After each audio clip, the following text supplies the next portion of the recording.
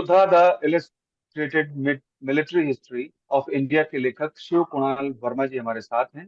कारगिल युद्ध के 25 साल हो चुके हैं और सेना से जुड़े इन मुद्दों पर हम चर्चा करेंगे। सर, मेरा पहला सवाल आपसे ये है कि कारगिल युद्ध के 25 साल हो चुके हैं।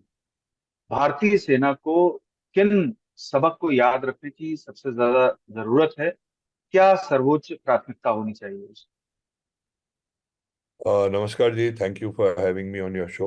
सबसे बड़ी बात तो ये है कि कारगिल का क्वार्टर सेंचुरी तो हो ही गई है। इसकी जो लड़ाई हुई थी, मैंने उसको फिल्म भी किया था, क्योंकि जो जितना भी आर्मी के साथ में था उस टाइम, तो काफी इंटेंसली पूरा देखा था। अ, सबसे बड़े लेसन्स जो हमारे कारगिल की लड़ाई से ये थे कि जो आप उसको ये समझ सकते हैं कि वो एक टैक्टिकल विक्ट्री थी हमारे लिए, बस स्ट्रेटेजिकली मेरे मेरे हिसाब से हमारे लिए एक डिफीट थी। क्योंकि अगर आप देखें तो पहले जो एरिया होता था, ये जोजिला से लेके आपका चोरबतला तक, जहाँ से सियाचिन शुरू होता है, उसके बाद हनीफ सेक्टर जो हम अब कहते हैं, उस एरिया में आपकी एक ब्रिगेड होती थी उस time. 1 to 1 Kargil brigade, independent brigade, जो कोर को रिपोर्ट करती थी। अब पाकिस्तान ने इस एरिया में आके इस एरिया का सियाचिनाइज भी कर दिया। अब क्या हो कि अब आपके पास आज एक कोर बैठी हुई है वहां पे, आपकी दो डिविजन्स बैठी हुई हैं। तो हमारा तो कारगिल की लड़ाई में जो हुआ तो हुआ, जो उनको इविक्ट करना था पहाड़ों से वो तो सब कर दिया, पर उसके बाद उनका एक और जो ऑब्जेक्टिव था कि हमको हमारा हमारे लिए ये थोड़ा प्रॉब्लमेटिक हो जाए, वो उस ट्रैप में हम आ गए। मेरे हिसाब से एक बार इनको निकाल दिया था, इनको पहाड़ों से हटा दिया था, उस हमको भी वहां से हट जाना चाहिए था। बोला आप फिर से आओगे, हम फिर हटा देंगे। पर अभी क्या हुआ है कि बूट्स ऑन द ग्राउंड वाली जो थ्योरी है, वो आप कितना कहाँ तक कवर करोगे, तो ये तो सबसे बड़ा फेलियर मेरे हिसाब से ये था। दूसरा, जो कारगिल की लड़ाई के सबसे बड़ी बात तो जो लोग बोलते हैं इंटेलिजेंस फेलियर था, और वो जो इंटेलिजेंस फेलियर था वो अभी फिर से चाइना के साथ भी हुआ है। जब ये 2020 में लद्दाख, ईस्टर्न लद्दाख में आ गए, फिर से हम पकड़े गए बिना किसी एडवांस वार्निंग के। तो सबसे बड़ा जो लेसन था कारगिल का इंटेलिजेंस का, वो मेरे हिसाब से अभी तक प्रॉब्लम सॉल्व नहीं हुआ है। और वो इतने आसानी से होगा भी नहीं, क्योंकि जो इंटेलिजेंस है वो ऑनगोइंग सिनारियो है। अब चाइना ने जी। आजकल करीबन $19 बिलियन या कुछ डाला हुआ है साइबर वॉरफेयर में। हमारे पास उस किस्म के रिसोर्सेज हैं कि नहीं है, वो भी देखना पड़ता है। तो हर एक ये इंटेलिजेंस वॉर तो आपकी चलती रहेगी, आपका वॉर के पूरे टैक्टिक्स बदलते रहेंगे। आजकल ड्रोन्स और ये सब चीज़ें भी आ गई हैं, बहुत सारी टेक्नोलॉजिकली बहुत ज़्यादा इम्प्रूवमेंट्स हो गई हैं। अब ह्यूमन इंट है, पर टेक इंट भी बहुत ज़्यादा हो गया है। अब हर एक चीज़ उसको सिक्योर करना, पर ये बात है कि हम घड़ी घड़ी पकड़े जाते हैं विदा पैंट्स डाउन। अभी जो जी।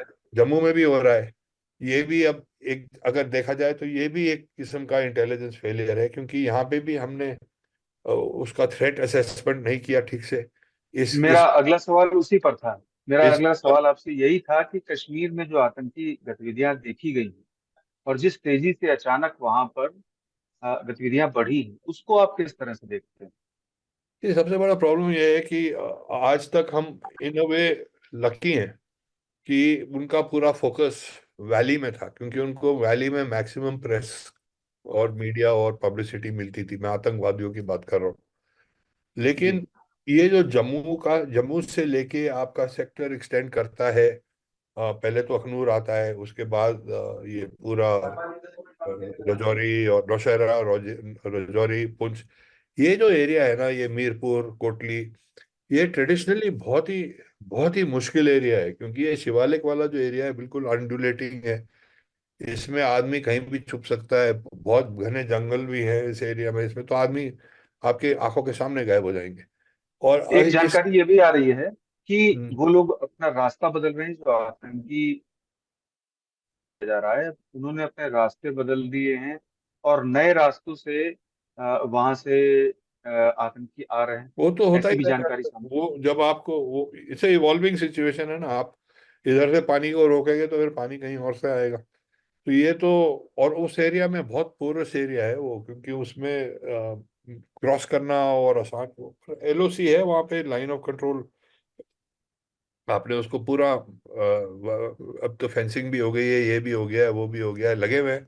लेकिन कभी वो टनल लगाते हैं, कभी कुछ करते हैं, कभी कुछ करते हैं, तो उस एरिया में वो उसका जो टेरेन है ना, उसको समझना बहुत इम्पोर्टेंट है। उस एरिया में आप थोड़े, आपको बहुत वो होना पड़ेगा, you have to be very, क्या कहते हैं, यू हैव टू, बिल्कुल ताक लगा के बैठना पड़ता है उस एरिया में।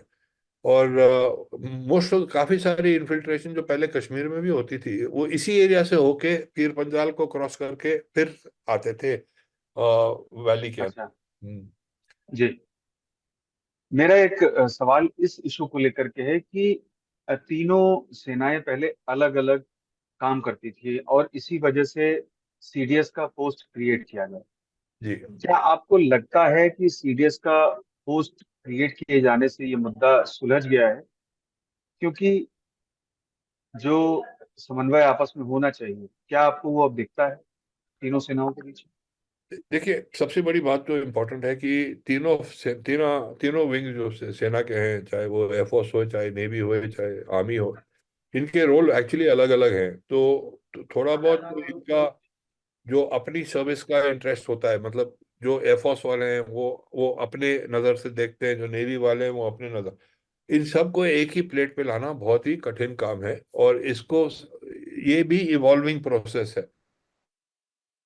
अब सीडीएस का जो पोस्ट हुआ है, पहले रावत साहब थे, आज अनिल चौहान साहब हैं, ये भी इवॉल्विंग सिनारियो है। इसमें भी क्या होगा, इसमें टाइम लगने वाला है आपको। अभी आप ज्वाइंट कमांड क्रिएट कर रहे हैं, ये कर रहे हैं, वो कर रहे हैं। पहले सबसे बड़ी बात तो ये है कि ये रिकग्निशन आ गई है कि ज्वाइंट सर्विसेज से ही आपका आगे रास्ता आगे है, उसमें तीनों सर्विसेज को एक साथ लाना पड़ेगा। सबसे पहले तो ये बात है कि रिकग्नाइज हो गया है। कारगिल की लड़ाई जो आपने जिक्र की थी, वहां पे सबसे बड़ा प्रॉब्लम यही था कि तालमेल नहीं हो पा रहा था एयरफोर्स जी का। जी एयरफोर्स के हमेशा ऑब्जेक्टिव्स इंटरडिक्शन की तरफ होते हैं, वो ज्यादा वो इंडिया में वीकनेस रही है। और इसमें ये बात नहीं है कि आज ही किसी ने आके, सीडीएस ने आके अपना डंडा बजाया तो खटाक से काम होने लग जाएगा, नहीं। ये इवॉल्विंग प्रोसेस है, इसमें बहुत काम लगने वाला है। और ये सिर्फ आर्मी, एयरफोर्स, नेवी की बात नहीं है सर, इसमें आपकी आईटीबीपी और बीएसएफ और जितनी भी सिक्योरिटी फोर्सेस हैं, CRPF, Punjab police, Jammu and Kashmir police, east में जो आपका सिनारियो, ये सारी चीज को आपको अमलगमेट करके एक नेशनल ग्रिड बनाने की तरफ बढ़ रहे हैं। कोशिश जारी है, लेकिन इसमें कई सारे प्रॉब्लम्स हैं और कई सारे ऑब्स्टिकल्स भी हैं, क्योंकि इसमें क्या होता है, कई सारे जो फोर्सेस हैं उनको अपने भी, कहते हैं ना, दे ओन इंटरेस्ट पहले आ जाता है कई बारी। तो वो जी सब जी। टाइम टाइम लगेगा, पर हो रहा है, मेरे हिसाब से तो हो रहा है। एक और महत्वपूर्ण मुद्दा है कि अग्निवीर जैसी जो योजनाएं हैं, क्या सेना की जरूरतों के अनुरूप हैं वो, या इस योजना में कोई सुधार किया जाए, ऐसा भी सुझाव है कोई? आप क्या देखते हैं, किस तरह से देखते हैं इस मामले देखिए, मोस्ट जो फौज में जितने भी रिटायर्ड ऑफिसर्स वगैरह हैं, वो सब समझते हैं कि अग्निवीर का जो स्कीम है वो थोड़ा इन्होंने पूरा सोचा नहीं, और बड़ा इनकम्प्लीट सा उन्होंने इम्प्लीमेंट कर दिया था। और एक ये भी सोचा है कि ये पॉलिटिकल डिसीजन है और ये इतनी ज्यादा वो नहीं है। लेकिन जो कारगिल कमेटी की जो सबसे बड़ी रिपोर्ट आई थी, जिसमें उन्होंने खूब सारे सजेशंस दिए थे, उसमें उन्होंने एक चीज पे बहुत वो किया था, एम्फेसिस डाला था कि जो एज फैक्टर है आर्मी में, उसको हमको कम करना पड़ेगा। क्योंकि कारगिल में जो कमांडिंग ऑफिसर्स वगैरह 40 साल की उम्र के थे, उनको थोड़ी, दे वर फाइंडिंग इट डिफिकल्ट। ये ये वो टेरेन ऐसा है जहाँ पे हम लोग ऑपरेट कर रहे हैं। तो ये एक ऑब्जर्वेशन थी। अब इसको लेके इसी से अग्निवीर का जो पूरा थिंकिंग शुरू हो गया। इसका जो ओरिजिनल कॉन्सेप्ट था वो अलग था, परहैप्स, जो भी था। पर इसमें अगर फिर से मैं ये कहूंगा कि इसमें भी रिकग्निशन आ तो गई है कि Agniveer is not a perfect scenario. और इसमें अब ऑपोजिशन ने भी हल्ला मचाना शुरू कर दिया है, ये वो। तो मैं तो ये कहता हूँ कि इसको अब इन कैमरा करना चाहिए, इसको अब ये प्रेस प्रेस में में? नहीं जी डिस्कस करना चाहिए, इसको इन कैमरा करिए। और आपको मालूम है कि प्रॉब्लम है, अब आर्मी, एयरफोर्स, नेवी के चीफ्स और जो जितने भी आपके थिंक टैंक्स है, आप बैठ के इसको सॉर्ट आउट करिए, क्योंकि इसको सॉल्व करना बहुत जरूरी है। जिस जी फॉर्म में जी। अभी भी रही है वो गलत है। और अच्छा। इसको इसका रिकग्निशन मेरे ख्याल से अब तीनों सर्विसेज में भी है, और एमओडी में भी आ गया है, पीएमओ में भी आ जाना चाहिए। क्योंकि नेशन कम्स फर्स्ट भाई। जो आपकी पॉलिटिकल डिसीजन होती है, इनको पहले तो होना ही नहीं चाहिए, ये सर्विस डिसीजन होनी चाहिए। पर ठीक है, अब जो जैसे हमारा सिस्टम है, पर उसमें अगर आपको लगता है कि चलो हमने कोई डिसीजन लिया, अब उस वो गलत रास्ते पे जा रही है, उसको उसको मॉड्यूलेट करके वापस लाना बहुत जरूरी है। जी जी। सर, आपने मराठाओं की नौसैनिक शक्ति का डॉक्यूमेंटेशन किया था। क्या आपको लगता है कि भारत अब हिंद महासागर और उससे आगे जो सैन्य चुनौतियां हैं उससे निपटने के लिए अच्छी स्थिति में है? देखिए, मेरा तो मैंने नेवी के साथ भी बहुत काम किया है। मैंने एयरफोर्स की फिल्म बनाई है, और आर्मी की बनाई है, और नेवी की बनाई है। मैं जो अपना ब्लू वाटर कॉन्सेप्ट है, उसमें वो आपको काफी शक्ति देता है, क्योंकि वो फिर आप पूरे इंडियन ओशन कॉन्सेप्ट में आ जाएंगे। आप मराठा की जो जिक्र कर रहे हो, इन्होंने अंग्रेजों और पोर्चुगीज को 200 साल के लिए वहां पे पौ नहीं रखने दिया वेस्ट कोस्ट पे। पर उनका वो उसके आगे क्यों नहीं जा पाए? क्योंकि वो लोग एक कोस्टल नेवी थी। वो बाहर नहीं जा पाते थे। उनकी उनकी जो बोट्स वगैरह थी, देवर, जो आप कहते हैं ना, कोस्ट, देवर शोर बेस्ड। वो विजय दुर्ग, सिंधु दुर्ग, ये जितना भी आपका दीव से लेके त्रिवेंद्रम तक एरिया है, इसको कालीकट जो एरिया है, इसमें इनका काफी कंट्रोल था, और इसमें ये लोग नहीं आ पाए। उनको गोवा गोवा में पोर्चुगीज आ गए, सूरत में ब्रिटिश आ गए, पर इनकी काफी पिटाई हुई थी। पर इसका अगर आप देखें तो इसका जो लेसन है, कि जो कोस्टल डिफेंस के लिए तो आपको एक टाइप की नेवी होती है, और जो दूसरी होती है, जिसकी नेवी काफी सालों से जिक्र कर रही है कि हमको ब्लू वाटर कैपेबिलिटी होनी चाहिए। क्योंकि इंडियन ओशन आपका, आप लिटोरल देश हो इंडियन ओशन में, मतलब you are the main country जो इंडियन ओशन को कंट्रोल कर कर सकता है। और इसमें चाइना की गेम तो अभी की बात नहीं है। अगर वो योद्धा में मैंने इसका चोला के टाइम से ये पूरा चाइना के साथ ही क्लैश था, जिसलिए चोला शिप्स भी इंडोनेशिया और इंडो चाइना जैसे कैम्बोडिया और वियतनाम वगैरह गई थी। क्योंकि ये ट्रेड वॉर तब से चल रही है सर, ये अभी जी नई बात नहीं। और इसमें नेवी, आपने बहुत सही पकड़ा इस सवाल से, कि नेवी इसका बहुत ही महत्वपूर्ण रोल रहेगा। अभी है, और पहले भी था। अच्छा। सर, आपने जो बुक है उसमें कश्मीर और लद्दाख में लड़े गए युद्ध का जिक्र किया है। क्या भारत में जो पर्वतीय युद्ध लड़ा जाता है उसके लिए हम पूरी तरह से तैयार हैं, सक्षम हैं? और मैं अभी आया हूँ वापस, अरुणाचल में हम लोग शूट कर रहे थे।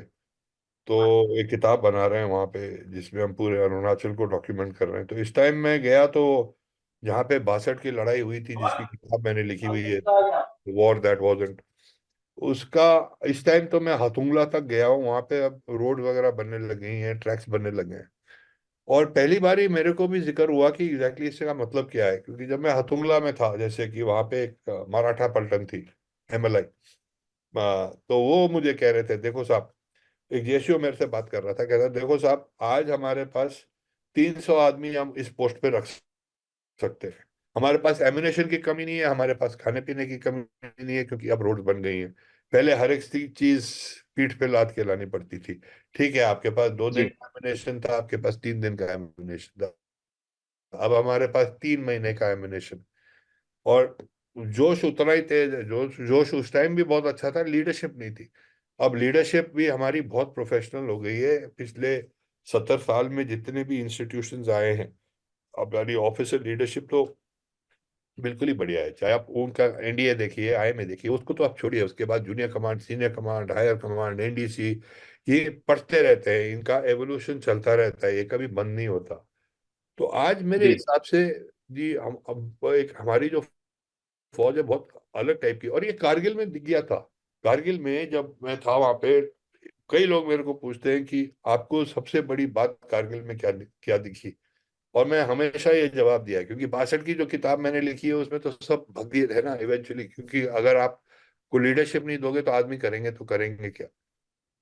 कारगिल में एक भी बंदा, चाहे वो, और मैं सिर्फ फौज की बात नहीं कर रहा हूँ, चाहे सिविल ट्रक ड्राइवर्स हो, चाहे पोर्टर्स हो, और गोलाबारी हो रही है, कोई भी मर सकता है, गोला कहीं भी गिर सकता है, आपको तो पता नहीं, वो 28 किलोमीटर दूर से आ रहा है।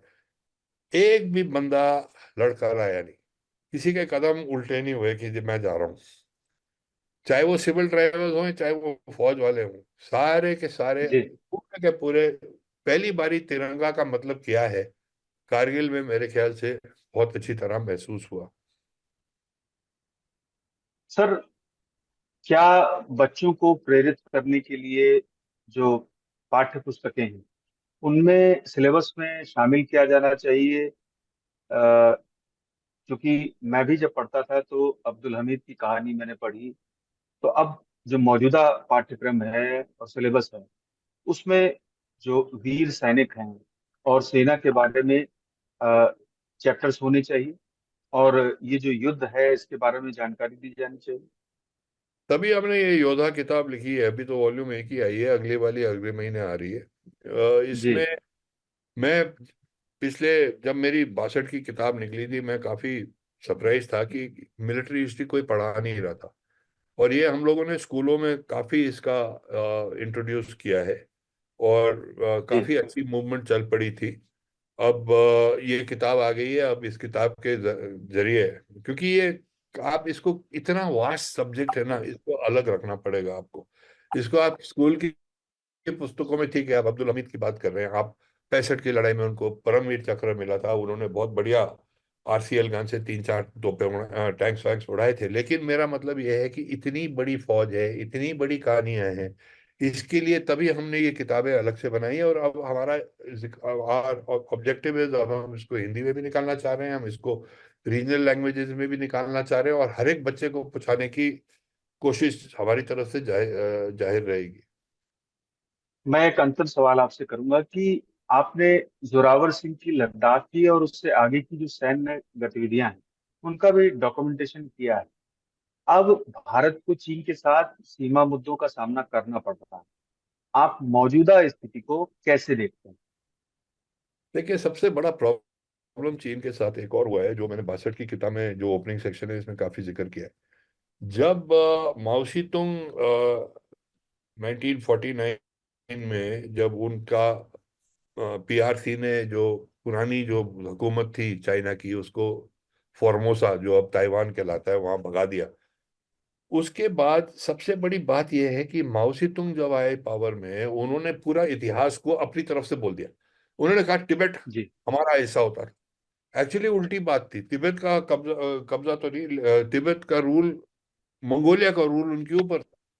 तो उन्होंने इतिहास को उल्टा सीधा बोल दिया, और उसको कोई आज तक किसी ने चैलेंज नहीं किया। चाइना में तो चैलेंज नहीं किया, बाहर भी लोगों ने कहा चलो ठीक है, जो बोल रहा है बोल रहा है, कोई फर्क नहीं पड़ता, पर वो इतिहास जब आप चैलेंज नहीं करोगे। अब वो देखो, तिब्बत के ऊपर उनका क्या हक है, उनका कोई हक नहीं है तिब्बत में होने का, लेकिन वो आ गए और बैठ गए और बोला ये तो हमारा ही था। अब जब वो बोल रहे हैं हमारा ही था, उसको उस टाइम किसी ने नहीं बोला कि ये तुम्हारा कैसे था भैया, इसकी हिस्ट्री क्या थी, आप क्या बात कर रहे हैं। आपकी क्वीन डायनेस्टी आती थी, पर उसको 1912 में बाहर कर दिया था। और वो भी डायनेस्टी जब वहां आई थी, उनका एक गवर्नर था वहां पे, उनका वहां पे हुकूमत नहीं थी उनकी। तो ये जो पूरा तिबेट और ये जितना भी एरिया है, चाहे म्यांमार हो, चाहे बांग्लादेश हो, चाहे पाकिस्तान हो, चाहे नेपाल हो, हमको अपनी हिस्ट्री बड़ी अच्छी तरह मालूम होनी चाहिए, क्योंकि सबसे बड़ी बात यह है, स्पेशली आजकल सोशल मीडिया पे कुछ भी चल जाता है, जो भी आपको भड़काने की कोशिश करेगा, वो आपको सबसे पहले आपके इतिहास को टेढ़ा बताएगा आपको। अगर आपको सच्चाई मालूम है तो फिर आप खड़े होकर बोल सकते हो कि आप बात क्या कर रहे हो भाई। जी तभी तभी बहुत इंपॉर्टेंट है कि ये आज हम सबके पास ये मैसेज ले जाए। और जैसे एग्जैक्टली हुआ क्या, तो genesis of the problem China के साथ तिब्बत से शुरू हुआ है ना, तिब्बत और सिंकियांग से। अगर आपको उसके बारे में कभी सुना ही नहीं है कि सिंकियांग क्या है, तिब्बत तो सबने सुन भी लिया है, तो फिर कैसे हुआ, पीआरसी कैसे पावर में आई, उन्होंने क्या किया। हमने हमने कोई इंसाइक्लोपीडिया नहीं लिखी है ये योद्धा में, हमने एक खिड़की बनाई है जिसमें अब आप जो लोग झांकेंगे, और फिर उनका अपना बच्चों का भी मन होगा कि हम और इसके बारे में समझे और पढ़े, तभी ये कामयाब होगा। हमसे बात करने के लिए बहुत बहुत शुक्रिया सर। आप बात कर रहे थे TV9 भारतवर्ष से। शुक्रिया। Thank you very much. Thank you.